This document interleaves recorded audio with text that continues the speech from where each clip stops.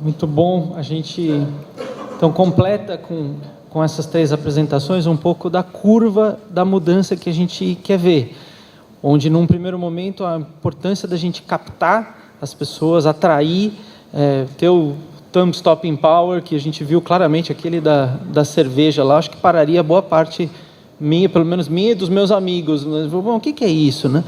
Então, você consegue atrair a pessoa, atrair a atenção por um meio de uma comunicação mais adequada. E depois, como é que você dá sequência nisso de uma forma escalável? Acho que uma coisa que o Luciano acabou nem tendo tempo de ressaltar demais, mas é que, não sei qual é o tamanho da sua equipe hoje para fazer tudo isso.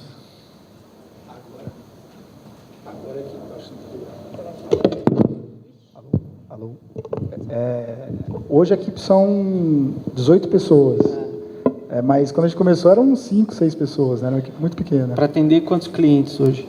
A gente não abre o número de clientes, mas o número de pessoas que já receberam um plano de investimento, que foi aquilo que o os clientes educacionais, vamos pensar. São mais de 22 mil pessoas que já receberam um plano de investimento. A gente vê o poder da tecnologia em escalar, né, esse nível educacional. E a gente já deu outras experiências aqui também de como que a educação pode ser escalar. Eu tenho uma pergunta aqui, que ela até é um pouco meio paralela assim, à discussão, mas é interessante tentar fazer uma ponte. Na verdade, é uma pergunta para mim. Vocês apresentaram, a pergunta é para mim. Você comentou que um dos objetivos da área educacional da Bovespa é aproximar a academia e a indústria. Sou mestrando em Ciências Contábeis na FRJ e minha pesquisa visa identificar o efeito do relatório dos auditores sobre a propensão a investir. É possível o envio do experimento, link online à Bovespa para encaminhar a sua base de usuários? Sim, é super possível. Eu acho que a gente tem algumas iniciativas que a gente faz com a CVM, a Ambima também tem algumas iniciativas nessa linha de trazer pesquisas acadêmicas e de dar visibilidade para isso.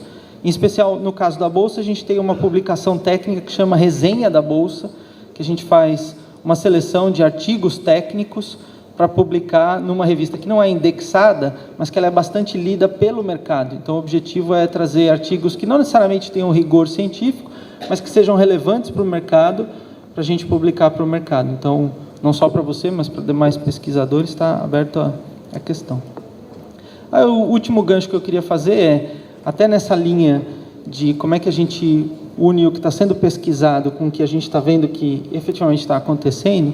Como disse no início, acho que está bem claro que essa questão da segmentação por perfis psicológicos, por traços diferentes, ela é muito importante quando a gente fala de educação financeira. E, então, falando dos extremos, né, quando a gente pensa naquelas Big Five, que o Bernardo, para quem estava aqui na terça-feira, apresentou, os Big Five Personality Traits, que fala de extremos que, no caso da educação financeira, parece que fazem sentido. Aquele da conscienciosidade, que é aquele disciplinado, um pouco parecido com o planejado, que o pessoal da Plano CDE apresentou. E no outro extremo, o extrovertido, que tem mais essa dificuldade. Oi? O da cerveja, que você apelou para a cerveja. Exatamente. E eu acho que a pergunta é assim, considerando as ações, o portfólio de ações de vocês, vocês acham que vocês estão atingindo todos esses públicos? Tem alguém que está ficando de fora? Vocês miraram em algum desses públicos? No caso específico da publicidade, a pergunta é um pouquinho diferente, acho que ia ser mais para os dois. É assim, hoje, quando a gente pensa na publicidade hoje, da indústria financeira, quem que a gente está deixando de fora?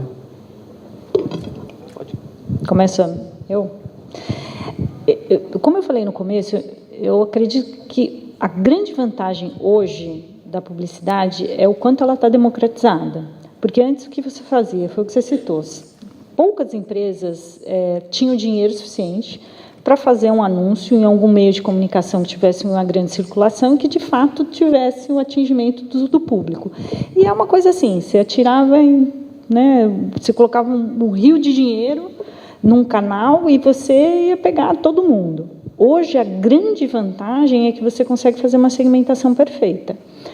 Primeiro, porque a televisão ela já não tem mais esse poder que ela tinha, ao contrário, a publicidade nos meios de comunicação mais tradicionais, elas são super intromissivas, porque você interrompe a programação e aí a pessoa nem tem interesse em ver aquilo. Então, você está assistindo lá, você vê propaganda de cerveja, de linguiça, então o vegetariano, né, está sendo atingido. Então, hoje você tem, com pouco dinheiro, a chance de atingir de forma muito mais assertiva. As mídias sociais, o YouTube é um canal esplêndido para isso, e as pessoas vão atrás da comunicação hoje. Se você consegue fazer uma comunicação interessante e assertiva, o cliente vai até ela, diferente de como era no passado. Acho que hoje ela é bem mais democrática, porque você não precisa dos grandes canais, até, né, a mídia está com uma questão de se reinventar, inclusive. E o mais interessante é que hoje os formadores de opinião não são mais os formadores de antes. A informação, ela não existe mais autoridades em informação. Ninguém detém mais. Eu acho que o grande poder hoje está em compartilhar a informação e não mais em deter a informação. Se discutiu um pouco aqui isso na segunda-feira, na questão da informação do cliente. Para nós, a nossa geração que privilegiava a segurança, o sigilo, hoje não. O que os jovens privilegiam é o compartilhar. Acho que a publicidade ela tem essa grande chance, então você consegue segmentar, mas o que você precisa é ser interessante e realmente ter uma comunicação que atraia. Não dá para a gente falar para a pessoa que a aposentadoria é algo que ela vai se beneficiar daqui 30 anos. Isso, assim, daqui 30 anos ela vai pensar a respeito. Acho que a gente precisa ser mais interessante na forma de se comunicar. A indústria ainda ela é muito rígida, ela destaca demais o risco. A gente se deu conta disso quando a gente estava fazendo a reformulação do nosso website, que a consultoria que a gente contratou, ela disse assim, nossa, a gente viu ali, interessante, né, o que vocês fazem, mas vocês têm muito alerta, né? Aí a pessoa não tem nem interesse de começar. Ela viu primeiro, olha, cuidado, pronto. Não, cuidado, imagina, vou cuidar de outra coisa. Então, é mais democrática, mas a gente tem que ser bem mais interessante.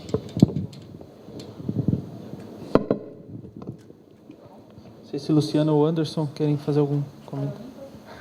Não, eu só ia comentar que, realmente, apesar de um serviço de consultoria poder ser aplicável a qualquer tipo de investidor, o que a gente vê claramente é que ele tem muito mais adesão, no nosso caso, aquelas pessoas que têm menos conhecimento financeiro, menos capacidade de fazer isso por conta própria, que é o caso da Ana, que eu mencionei, não é você, né? O caso da Ana que eu mencionei. Essa pessoa é quem está mais desamparada hoje. Ela não tem outras alternativas, né? Então, ou ela procura um especialista, ou ela simplesmente não tem a quem recorrer. E também, mesmo para pessoas que têm um pouco mais de conhecimento, tem muita gente que não tem tempo, simplesmente. A pessoa é um médico, é um advogado, enfim, um profissional qualquer, tem um dia cheio dele e ele não quer perder tempo com investimentos. Então, para esse tipo de público, eu acho que é quem a gente foca mais. Então, esse tipo de segmento é quem a gente mais foca.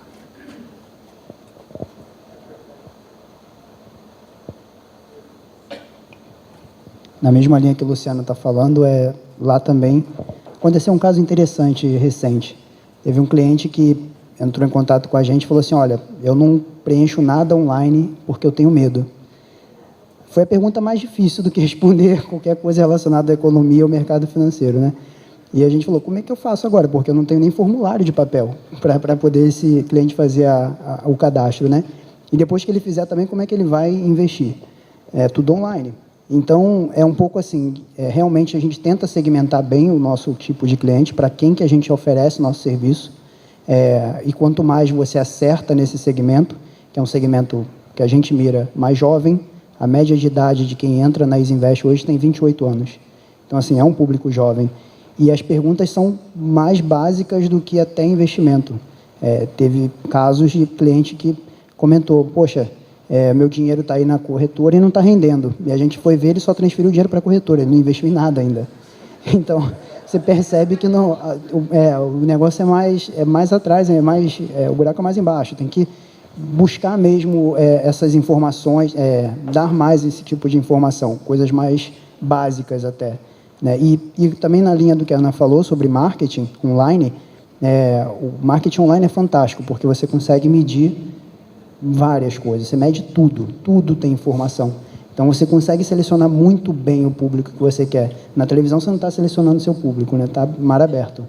E na internet, não. Você seleciona tudo que você quer. Posso só complementar uma coisa dessa questão de segmentação? Uma das coisas que eu acho que precisa ser refletida também é essa segmentação que a gente conhece, ela precisa ser um pouco desconstruída. Acho que o Plano CDE mostrou isso hoje, acho que na terça-feira também foi mostrado um pouco isso. A gente coloca rótulos nas pessoas, né? Então a gente acha, é conservador, moderado ou arrojado, ou é homem ou mulher, ou é jovem ou é idoso.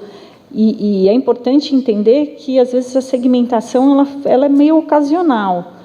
Por exemplo, se você segmentar por objetivos, por exemplo, quem vai casar, você pode ter 2 homens, 2 mulheres, um casal, mas são interesses comuns e que podem conectar, inclusive, a família, né, o entorno daquele objetivo. Acho que uma das coisas que tem que se pensar muito, e acho que as redes permitem, né, os canais digitais permitem isso, é que se segmente de forma diferente e vai experimentando, porque você mesmo citou na sua apresentação segunda-feira que você tem cliente de 70 e um de 7.